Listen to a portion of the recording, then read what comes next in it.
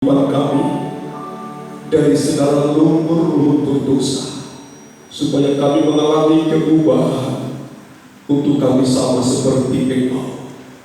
Dan inilah yang menjadi kerinduan kami. Maka kami ada di hadapan Tuhan, maka kami beribadah kepada Tuhan, supaya kami dapat menerima kebenaran firman Tuhan yang dapat mengubah setiap kehidupan kami, sampai di satu saat kami, Tuhan, sama seperti Engkau suci dan kudus adanya.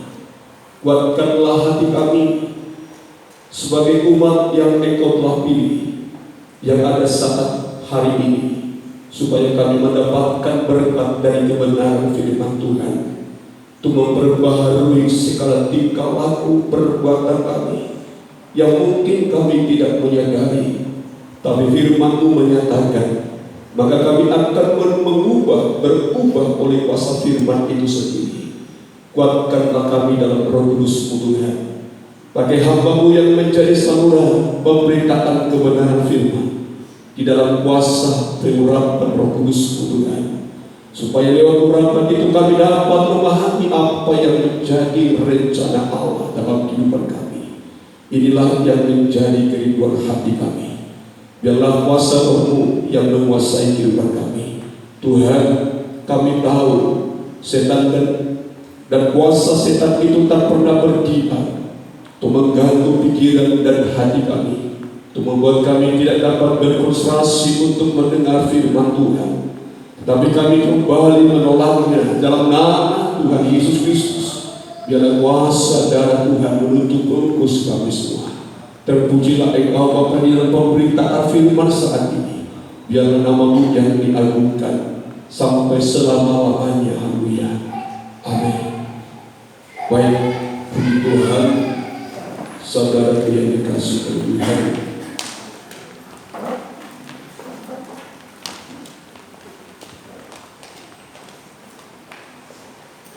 Satu kerinduan yang sangat begitu besar dalam hati saya dan saudara, kita dapat memuji-muji Tuhan lewat pujian syukur kita kepada Dia sebagai Allah yang kita sembah, Allah yang kita agungkan, yang masih tetap memberikan perhatian dalam pribadi kita bersama-sama, sehingga kita bisa dihimpunkan oleh Tuhan, bukan oleh karena sesuatu perkara yang lahiriah, tetapi oleh kekuatan Roh Kudus-Nya. Kita sama-sama kembali dapat berbakti memuji Tuhan pada saat Minggu hari ini.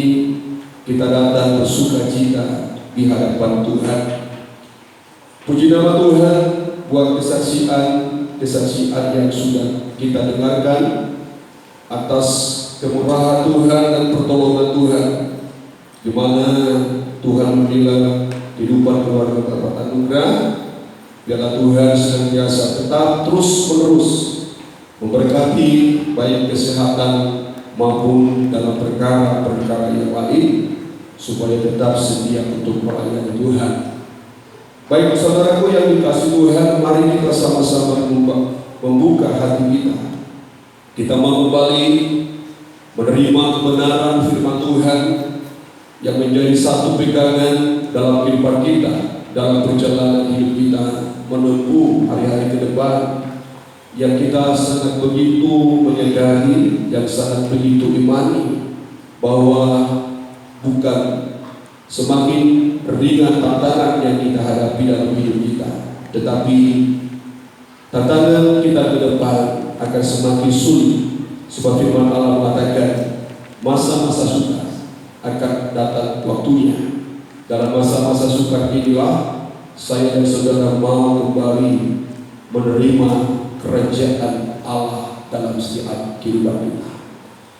Baik, puji Tuhan, firman Tuhan yang akan kita kembali terima di dalam ibadah minggu kita saat ini, yang dimana yang tertulis di dalam Ibrani pasal yang ke-12 yang sudah kita ikuti ataupun kita dengarkan pada minggu yang lalu tentang pernyataan Allah, pernyataan Tuhan menjadi satu nubuatan yang akan terjadi pada hari-hari yang terakhir ini, di mana Tuhan berkata, "Aku akan menguncangkan langit dan bumi ini."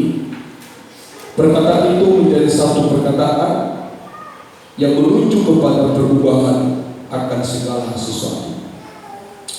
Supaya kita belajar di saat kita mendengar firman dan kita meyakinkan tidak ada yang kekal, tidak ada yang bertahan di bumi ini, tetapi semua akan berlalu, semua akan tiada.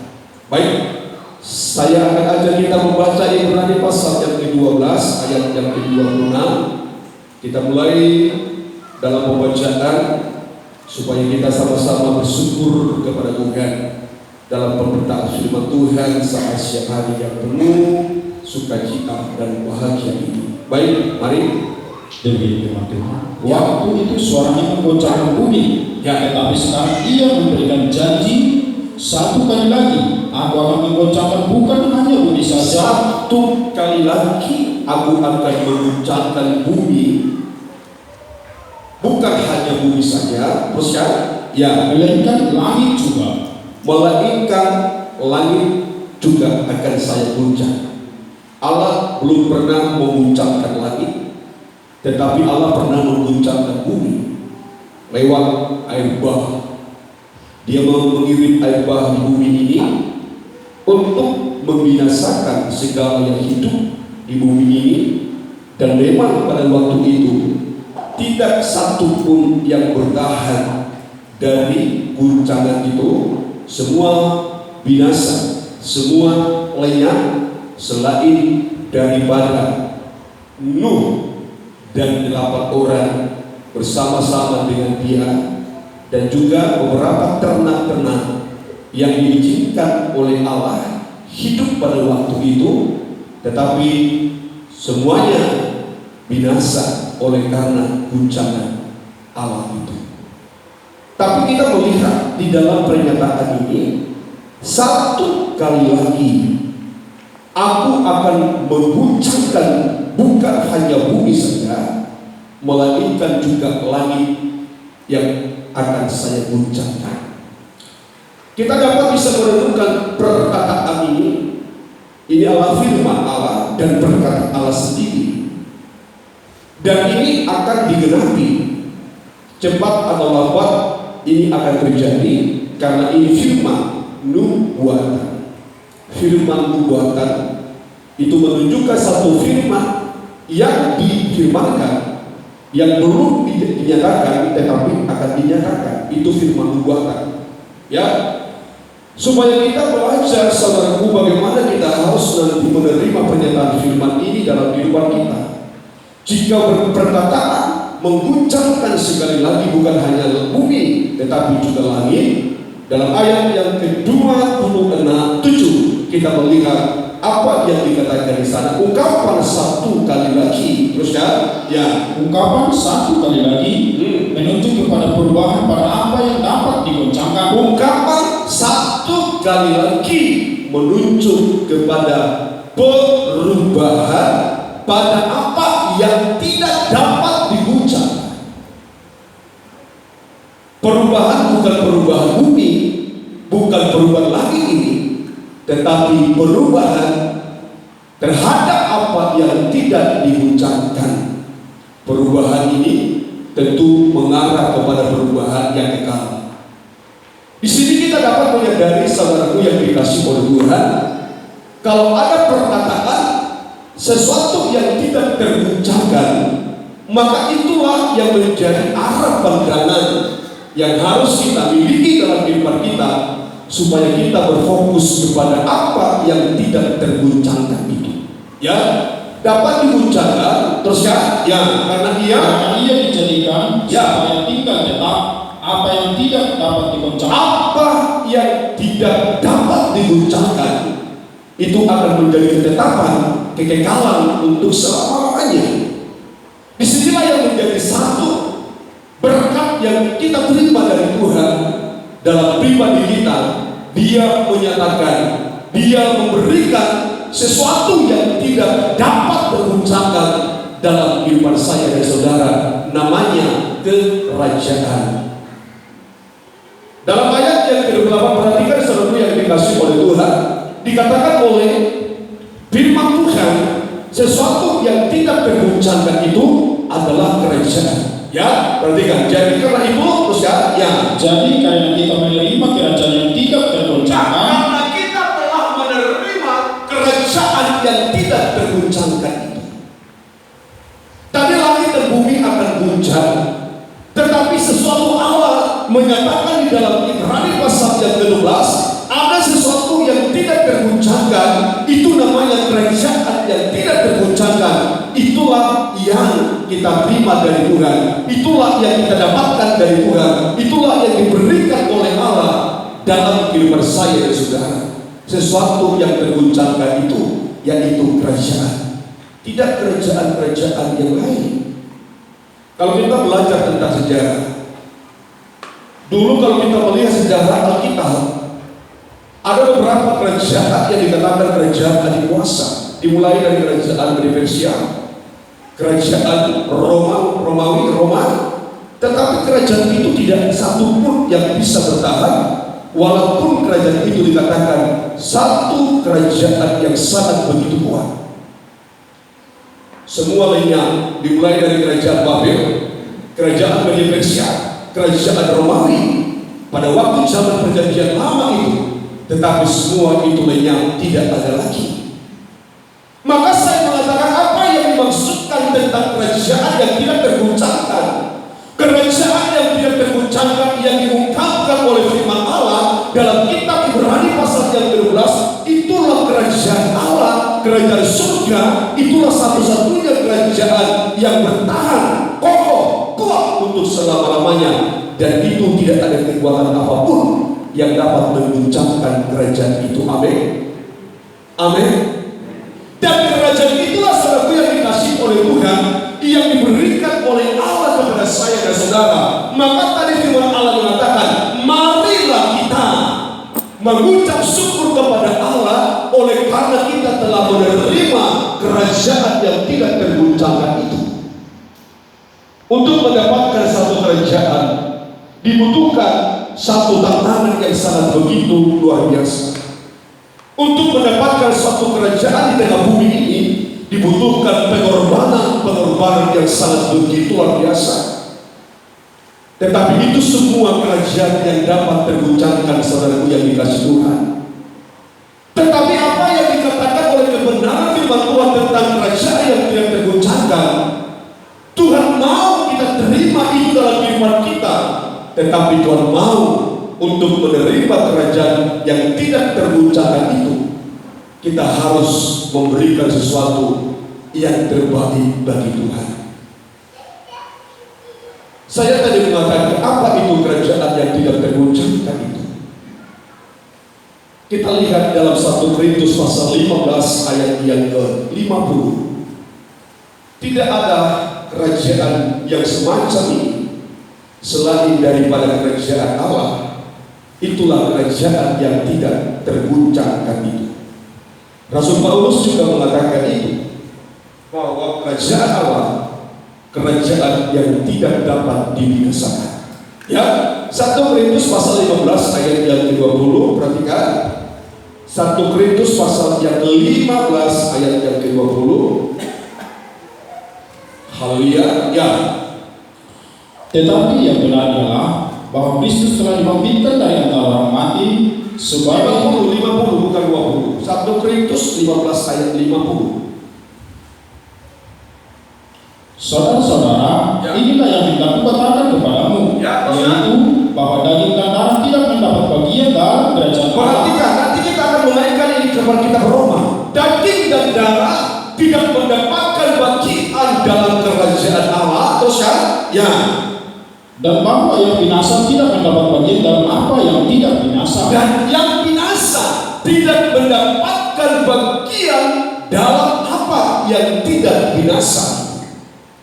Perkataan tidak binasa yang disinggung oleh Rasul Paulus dalam ayat ini itu bicara kepada kerajaan Allah itu. Itu kerajaan yang tidak binasa, dan orang-orang yang mau binasa tidak akan pernah dapat masuk dalam kerajaan atau menerima kerajaan itu. Daging dan darah yang dapat binasa, Paulus katakan daging dan darah yang dapat binasa tidak akan pernah dapat menerima kerajaan Allah yang tidak binasa. Maka tadi saya mengatakan kerajaan apa yang tidak tergoncangkan itu adalah kerajaan Allah. Itulah kerajaan yang tidak dapat binasa itu. Itulah yang Tuhan berikan kepada saya, saudara, supaya kita akan bersyukur kepada Tuhan. Jangan kita menganggap remeh pemberian Allah itu dalam hidup kita. Siapa yang bisa memberikan kerajaan yang semacam ini dalam kehidupan manusia? Dan kekuatan apa yang bisa kita berikan kepada Allah untuk mendapatkan kerajaan Allah ini? Kerajaan yang tidak tergoncangkan ini. Dan kita harus menyadari, sebab kerajaan ini kita peroleh hanya karena kasih karunia daripada Tuhan.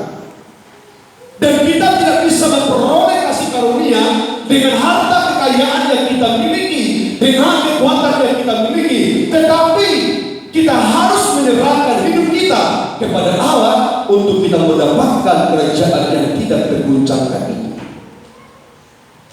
Maka orang Kristen harus tahu tujuan hidupnya sebagai orang Kristen. Saudara datang ke tempat ini beribadah kepada Tuhan, jangan pikirkan yang lain, tetapi harus kita berfokus pada kerajaan Allah.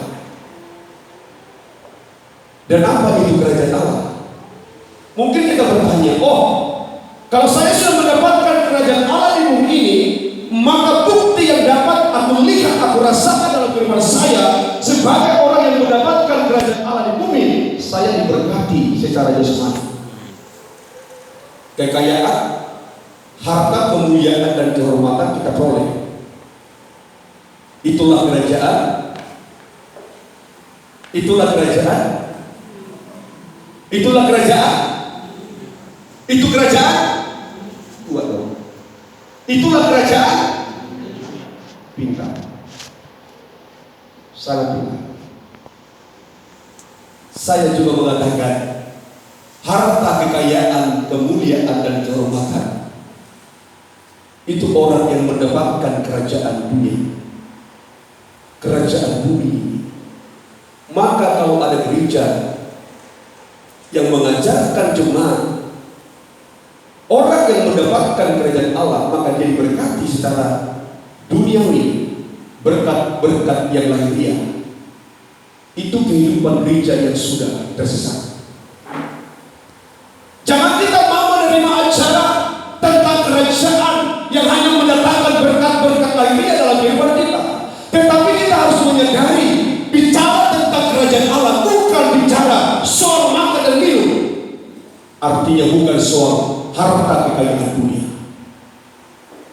Dan perlu kita harus bergumul dalam hal ini, supaya satu pun di antara kita datang melayani Tuhan, mau melayani Tuhan, tetapi tujuannya untuk mendapatkan sesuatu perkara-perkara yang jasmani, perkara-perkara yang lahiriah dalam kehidupannya. Saudara tidak akan pernah mendapatkan kerajaan yang tidak tergoncangkan itu.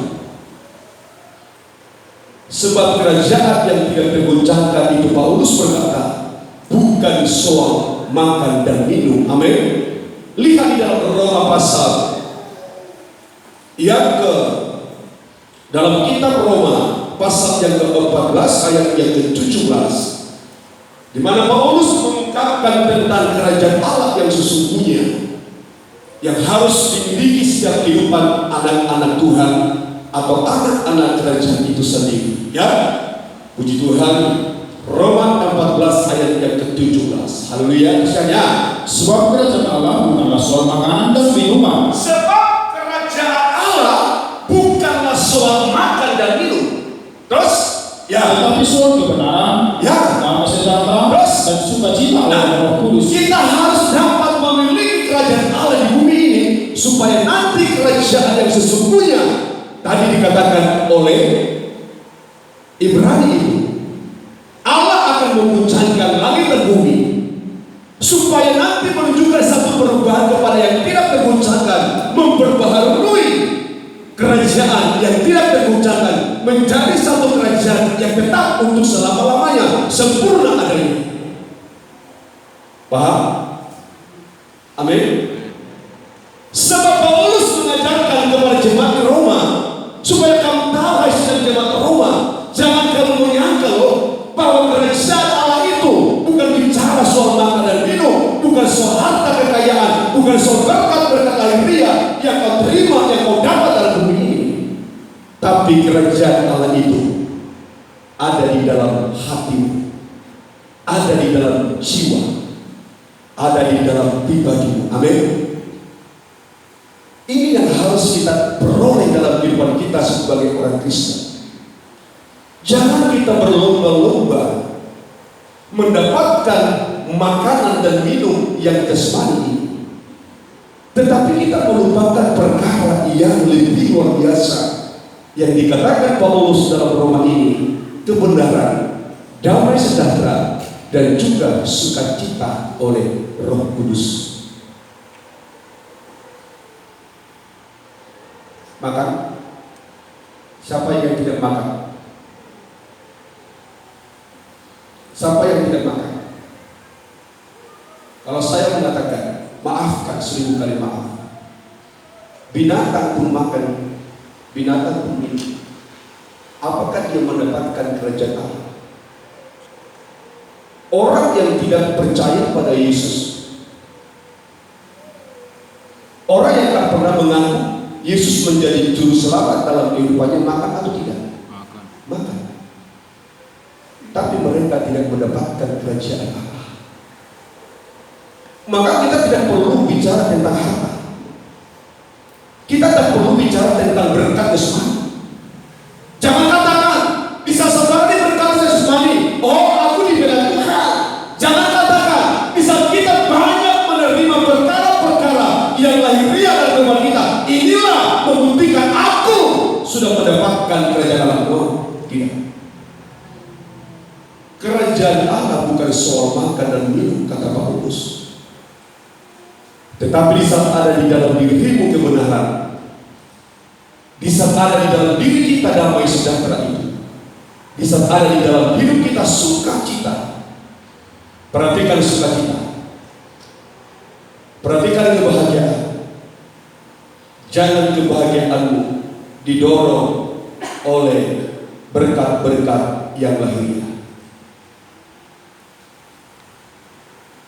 tapi sukacita harus didorong oleh Roh Allah, Roh Kudus itu. Amin. Di saat tidak makan bisa bahagia. Amin. Di saat tidak ada uang bisa sukacita. Gak ada jawaban. Jangan di saat ada uang bernyanyi dari kamar mandi ke dapur ke tempat minum di halaman terus bernyanyi. Jangan seperti kesaksian kawan kita dulu yang pernah bersama dengan kita. Kalau dia melihat istrinya bernyanyi-nyanyi, dia langsung melihat dompet istrinya. Dilihat ada uang merah, pantasan dia bernyanyi. Tapi di saat istrinya mulai berengut, diomongin pun selalu emosional, yang baik pun dibilang selalu salah. Katanya dia langsung lari ke rumah. Dia lihat dompet istrinya hanya tinggal uang hijau. Apa itu uang hijau? Oh berapa? Oh berapa? 20.000. Dia menyadari sukacita yang dihasilkan oleh mandiri itu sukacita yang akan mengarahkan kita kepada langit yang terguncang dan bumi yang terguncang. Tapi di saat sukacitaku menjadi sukacita oleh karena Roh Allah, itu nanti akan membawa kita terus dapat menerima kerajaan yang tidak terguncangkan itu. Ada uang, bernyanyi. Tidak ada uang, bernyanyi. Saya bersyukur. Saya tidak suka tiga dompet. Dan saya tidak tahu dompet saya berisi atau tidak. Yang tahu hanya istri. Tapi aku tahu kalau dompetku itu tidak berisi, saya tahu. Tapi bukan berarti ibu gembala selalu marah-marah. Bukan. Tapi kalau istri ini melihat dompet sudah tipis, dia banyak diam. Bukan marah-marah, diam aja. Saat kita tanya kenapa dia, nggak ada. Bukan marah. Ini kelebihan dia. Kalau nggak ada uang, tak pernah menjadi berani. Tapi dia banyak berdiam dia. Karena apa? Karena dia tidak bisa mengungkapkan sesuatu apa. Mau beli ikan, mau beli minyak makan. Itu sudah menjadi pengalaman kami sejak dulu. Mulai merintis, saya selalu perhatikan itu. Kalau kemarahan ibu gembala bukan masalah itu. Kami pernah satu kali diuji oleh Tuhan, tidak memiliki uang. Pada waktu itu, anak saya yang nomor berapa? 3. Sudah lihat tempat beras cuma tinggal 1 takar. 1 takar untuk makan sekali. Dia berkata kepada ibu gembala, "Ma, hari ini aku akan banyak makan ya. Karena besok kita tidak makan lagi." Itu mulai kisah. Ibu gembala tidak bilang apa-apa kepada saya, tapi dia menyimpan perkataan anaknya itu di dalam hati. Tapi seketika kami ibadah, pulang ibadah, dia berkata kepada saya, "Pak, saya akan ngutang gede." Saya berpikir, kalau soal makan dan minum kita mati bagi Tuhan, kerajaan yang tidak tergoncangkan akan menjadi kepunyaan kita. Saya berkata, utang untuk makanan tidak boleh. Bukan berarti saya tidak menginginkan berutang, tetapi dalam perkara lain. Tapi soal makan jangan coba-coba utang. Saya berkata, hari ini kita mati karena tidak makan, itu karena Tuhan. Tidur.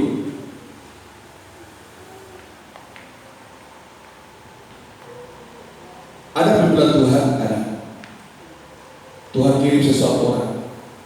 Malam itu juga kasih berkat untuk bisa makan sampai hari ini.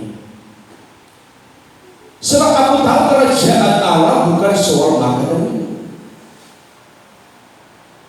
Dan kita harus bersyukur kepada Allah di saat Allah memberikan kerajaan yang tidak tergoncangkan dalam kehidupan kita. Itulah yang membawa kita untuk nantinya bisa berjumpa dengan Tuhan. Maka perlu kita harus menyadari apa itu kerajaan yang tidak tergoncangkan, apa itu kerajaan Allah. Kalau tadi Paulus berkata kerajaan Allah, kerajaan yang tidak tergoncangkan itu bicara tentang kebenaran, bicara dari sejahtera, dan bicara dengan sukacita oleh karena Roh Kudus itu. Kita harus mampu meredam sukacita kita oleh karena sesuatu yang lain. Tetapi kita harus tetap berjuang dan kita tetap berkumpul kepada Allah. Supaya apa? Supaya sukacita yang kita miliki itu benar-benar oleh karena Roh Kudus ada di dalam hati kita, ada di dalam jiwa kita. Sebab kita sedang menerima kerajaan yang tidak tergoncangkan oleh sukacita itu. Amin. Maka tadi Paulus berkata, marilah kita bersukacita karena kita telah menerima kerajaan yang tidak tergoncangkan. Sekarang bagaimana kita mendapatkan kerajaan ini? Bagaimana kita bisa menerima kebenaran ini? Bagaimana kita bisa menerima damai sejahtera? Bagaimana kita bisa menerima sukacita oleh karena Roh Allah itu ada dalam diri kita? Itulah yang dikatakan proses. Dan itulah yang dikatakan perjuangan. Sebagai orang Kristen harus penuh dengan perjuangan. Maka kita ingin melihat mendapatkan kerajaan yang tidak tergoncangkan itu, harus kita berjuang betul-betul dalam perjuangan. Pertama-tama yang harus kita miliki, memperjuangkan hidup dalam kekudusan. Sebab dikatakan tadi bahwa kerajaan yang tidak tergoncangkan itu, tidak satupun yang binasa dapat menerima itu. Maka kita melihat di dalam 1 Korintus pasal bahkan di dalam 1 Korintus pasal 6 ayat yang ke-9, dalam ayat yang ke-10 saya mengatakan inilah proses untuk kita mendapatkan kerajaan Allah yang tidak tergoncangkan itu, yaitu kekudusan, kesucian. Amin. Amin. Amin. Suci, kudus. Lihat di dalam 1 Korintus 6 ayat 9 dan ayat yang ke-10, perhatikan semua yang dikasih Tuhan. Ya. Atau tidak tahukah kamu bahwa orang-orang yang tidak adil tidak akan mendapat bagian dalam kerajaan Allah? Orang-orang yang tidak adil tidak mendapatkan kerajaan yang tidak tergoncangkan itu. Maka Allah tak pernah menyediakan kerajaan Allah kepada orang yang tidak hidup dalam keadilan. Maka kita semua anak Tuhan harus belajar menjadi satu kehidupan yang adil. Amin. Adil itu merupakan satu gaya hidup orang yang menerima kerajaan yang tidak tergoncangkan itu. Adil. Adil dalam nikah, adil di dalam beribadah, adil di dalam kehidupan sehari-hari. Sebab Paulus berkata, orang yang tidak hidup dalam keadilan, dia tidak akan pernah mendapatkan